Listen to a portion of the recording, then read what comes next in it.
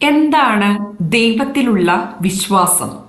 ഈ ചോദ്യത്തിനുള്ള ഉത്തരം ലഭിക്കാനായി അധ്യായം 1, അതായത് ദൈവത്തെ പ്രാപിക്കാനുള്ള മനുഷ്യന്റെ കഴിവ് എന്ന അധ്യായമാണ് ആദ്യം കാണേണ്ടത്. ഈ അധ്യായത്തിൽ 4 ഭാഗങ്ങളുണ്ട്. ആദ്യത്തെ ഭാഗം ദൈവത്തിനായുള്ള ദാഹം, പാരഗ്രാഫ് 27 മുതൽ 30 വരെ. ദൈവത്തിനായുള്ള ദാഹം.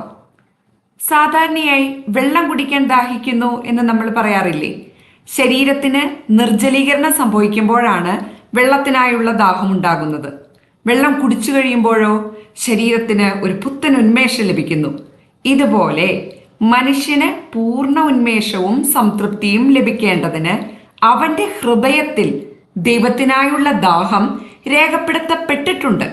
രേഖപ്പെടുത്തുക എന്ന് പറഞ്ഞാൽ ആരോ രേഖപ്പെടുത്തണം, അല്ലേ? ആരാണത് രേഖപ്പെടുത്തിയത്? മനുഷ്യനെ പൂർണ്ണ സ്നേഹത്തോടെ തന്റെ ഛായയിൽ സൃഷ്ടിക്കുകയും ആർക്കുവേണ്ടി സൃഷ്ടിക്കുകയും ചെയ്തുവോ ആ ദൈവമാണ് ഈ ദാഹം അവന്റെ ഹൃദയത്തിൽ രേഖപ്പെടുത്തിയത്. അങ്ങനെ പൂർണ്ണ സ്നേഹമായ ദൈവം ഈ ദാഹത്തിലൂടെ ഒരു കാന്തം പോലെ മനുഷ്യനെ തന്നിലേക്ക് നിരന്തരം ആകർഷിക്കുന്നു.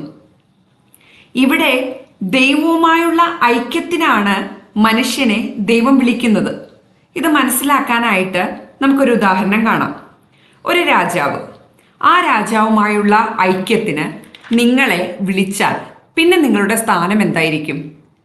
ഇപ്പോൾ പഴയ നിയമത്തിലെ ഫറവോ ജോസഫിനെ ഫറവോയുമായുള്ള ഐക്യത്തിലേക്ക് വിളിച്ച് ആ രാജ്യത്തിന്റെ 2ാമത്തെ ഭരണാധികാരിയാക്കി. പിന്നെ ജോസഫിന്റെ സ്ഥാനവും മഹത്വവും ആ രാജ്യത്ത് വളരെ വിലയുറ്റതാണ്. ഭൂമിയിലെ ഒരു രാജാവ് നിങ്ങളെ ഇങ്ങനെ ഐക്യത്തിലേക്ക് വിളിച്ച് നിങ്ങളുടെ മഹത്വം വലുതായെങ്കിൽ ഈ ഭൂമിയെ സൃഷ്ടിച്ച രാജാതി രാജാവായ ദൈവം മനുഷ്യനെ ഐക്യത്തിലോട്ട് വിളിക്കുമ്പോൾ ചിന്തിക്കണം ആ മനുഷ്യന്റെ വിലയേറിയ മഹത്വത്തെ പറ്റി. ഈ ഭൂമിയിലെ ഓരോ മനുഷ്യനും മഹത്വമുള്ളവനാണ്. എന്തുകൊണ്ടാണ് ദൈവം ഇത്രമാത്രം മഹത്വം ഓരോ മനുഷ്യനും കൊടുക്കുന്നത്? കാരണം ദൈവം മനുഷ്യനെ പൂർണ്ണമായി സ്നേഹിക്കുന്നു. ആ സ്നേഹം അറിഞ്ഞ് തിരിച്ചും അതുപോലെ സ്നേഹിക്കുമ്പോഴാണ് അവന്റെ ജീവിതം പൂർണ്ണതയിലെത്തുന്നത്. ഉദാഹരണമായി, ഒരു ഭർത്താവ് ഭാര്യയെ സ്നേഹിക്കുന്നു. ആ സ്നേഹം ഭാര്യ അറിയുന്നില്ലെങ്കിൽ പൂർണ്ണ ആനന്ദത്തിലോട്ട് ആ ഭാര്യയ്ക്ക് ഒരിക്കലും കടന്നു വരാൻ കഴിയില്ല. മറിച്ച് ഭർത്താവിന്റെ ആ സ്നേഹം അറിഞ്ഞ് തിരിച്ച് അതുപോലെ ഭർത്താവിനെ സ്നേഹിക്കുമ്പോൾ പൂർണ്ണമായ ഒരു ആനന്ദത്തിലോട്ട് ഭാര്യ കടന്നു വരും. അതുകൊണ്ട് മനുഷ്യനെ സ്നേഹിക്കുന്ന ദൈവത്തെ അറിയുമ്പോഴാണ് അവന്റെ ദാഹം ശമിക്കുന്നത്. ഇനി ഓരോ മനുഷ്യന്റെയും ഹൃദയത്തിൽ ദൈവത്തിനായുള്ള ദാഹമുണ്ടെന്ന് എങ്ങനെ അറിയാൻ പറ്റും? ഒരു ഉദാഹരണം പറയാം. ഒരു അനാഥനായ മനുഷ്യൻ, അയാൾ വലിയൊരു സമ്പത്തിന്റെ ഉടമയാണ്. ഈ അനാഥന്റെ മാതാപിതാക്കളെ കുറിച്ച് വ്യക്തമായ തെളിവുകളോടുകൂടി ഒരറിവ് കൊടുക്കാൻ ഒരാൾ മുന്നോട്ട് വരുന്നു. എന്നാൽ അയാൾക്കൊരു വ്യവസ്ഥയുണ്ട്. അതായത് ഈ രഹസ്യം വെളിപ്പെടുത്തുന്നതിന് അനാഥന്റെ സ്വത്ത് മുഴുവൻ ഈ വ്യക്തിക്ക് അനാഥൻ എഴുതി കൊടുക്കണം.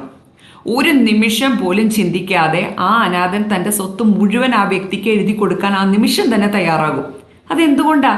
കാരണം ആ അനാഥൻ ആരാണെന്നറിയാനുള്ള ദാഹം അവന്റെ ഹൃദയത്തിൽ ഈ ലോകത്തിലുള്ള എല്ലാ സുഖങ്ങൾക്കും സന്തോഷങ്ങൾക്കും ഉപരിയാണ്.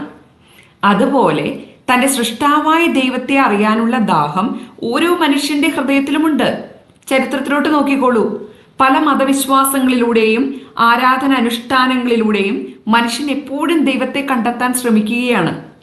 മറ്റൊരു ഉദാഹരണം പറയുകയാണെങ്കിൽ, ഒരു കൊടുങ്കാട്, പുറം ലോകവുമായി യാതൊരു സമ്പർക്കവും ഇല്ലാത്ത കുറേ മനുഷ്യരവിടെ ജീവിക്കുന്നുണ്ട്. ആ മനുഷ്യരും പതിയെ ഒരു കല്ലിനെ എടുത്തു വെച്ച് അതിനെ ദൈവമായി കണ്ട് ആരാധിക്കാൻ തുടങ്ങും. ഒരു പക്ഷേ ആ കല്ല് മറ്റൊരു കല്ലുമായി ഉരസിയപ്പോൾ തീ വന്നത് കണ്ടപ്പോൾ ഈ കല്ലായിരിക്കണം തന്നെ സൃഷ്ടിച്ച വലിയ ശക്തിയായ ദൈവം എന്ന് അവന് തോന്നിയിട്ടുണ്ടാകാം. ഇങ്ങനെയുള്ള കണ്ടെത്തലുകളൊക്കെ അപൂർണങ്ങളാണ്. എങ്കിലും ദൈവത്തിനായുള്ള ആ മനുഷ്യന്റെ ദാഹമാണിത് പ്രതിഫലിപ്പിക്കുന്നത്. ഇപ്പോൾ തീർച്ചയായിട്ടും നിങ്ങൾക്കൊരു സംശയം വരും. അതായത്, മനുഷ്യർക്ക് ഇപ്രകാരം ദൈവത്തിനായുള്ള ദാഹമുണ്ടെങ്കിൽ എങ്ങനെ ഈ നിരീശ്വരവാദികളും ദൈവത്തെ സംശയിക്കുന്നവരൊക്കെ ഉണ്ടായി? ദൈവത്തിനായുള്ള ദാഹം എല്ലാ മനുഷ്യർക്കും ഒരുപോലെ തന്നെയാണ്. എന്നിരുന്നാലും ചില മനുഷ്യര് ഈ ലോകത്തിലെ വ്യഗ്രതകളിലോട്ടും സമ്പത്തിലോട്ടും കൂടുതൽ ആകർഷിക്കപ്പെടും. അല്ലെങ്കിൽ വിശ്വാസികളായി തന്നെ കാണുന്ന ചില മനുഷ്യരുടെ ദുർമാതൃകകൾ കാണുമ്പോൾ അതുമല്ലെങ്കിൽ ലോകത്തിൽ കാണുന്ന പല തിന്മകളോടുള്ള ഒരു പ്രതിഷേധമാകാം. അതുമല്ലെങ്കിൽ മതത്തോടുള്ള താല്പര്യമില്ലായ്മയാകാം. അവസാനമായി പാപം ചെയ്ത് ഭയം മൂലം ദൈവത്തിൽ നിന്ന് അകന്നിരിക്കാനുള്ള ആ മനുഷ്യന്റെ പ്രവണത. ആദിമാതാപിതാക്കളായ ആദവും ഹവ്വയും പാപം ചെയ്തു കഴിഞ്ഞപ്പോൾ അവരെന്താണ് ചെയ്തത്? അവർ ദൈവത്തിൽ നിന്ന് ഓടിയകന്ന് ഒളിച്ചിരുന്നു. അതുകൊണ്ട് ഈ പറഞ്ഞ കാരണങ്ങളെല്ലാം കൊണ്ട് ചില മനുഷ്യർ ദൈവത്തെ നിഷേധിക്കുന്നതും സംശയിക്കുന്നതിനും ആരംഭിക്കും. എന്നിരുന്നാലും പൂർണ്ണ സ്നേഹമായ ദൈവം ഈ മനുഷ്യരെയും തന്നിലേക്ക് തന്നെ വിളിച്ചുകൊണ്ടിരിക്കുന്നുണ്ട്. അതുകൊണ്ട് ദൈവാന്വേഷണത്തിനായി ഓരോ മനുഷ്യനും അവന്റെ ബുദ്ധിശക്തിയും ഇച്ഛാശക്തിയും അവന്റെ ഹൃദയവും എല്ലാം വേണ്ട വിധത്തിൽ ഉപയോഗിക്കണം. അതുപോലെ ദൈവാന്വേഷണത്തിനായി മറ്റു മനുഷ്യരുടെ സാക്ഷ്യവും മനുഷ്യർക്ക് ആവശ്യമാണ്.